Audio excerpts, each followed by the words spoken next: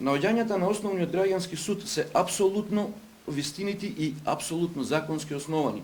Односно, се тоа кое што го тврдеме и го кажуваме и на оваа пресконференција, судот правилно утврдил дека известувањето не содржи барања за заштита од работен однос.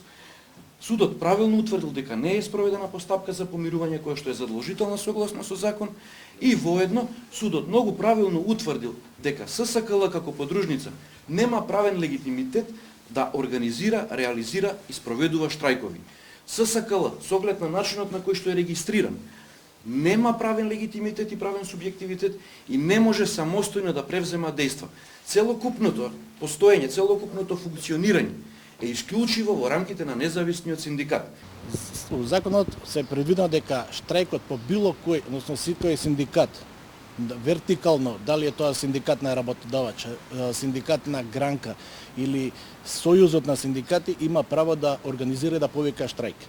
Така да од тој аспект и ние имаме комплетно право, во спротивно онда ниту еден синдикат во државава нема да може да повика на штрајк, бидејќи законот, согласно закон за работни односи од 2014 година, сите синдикати не ги им го земаа легитимитетот и односно правниот легитимитет и ги ставија како обврска да мора да бидеме делови од гранка некоја за да постоиме како синдикат.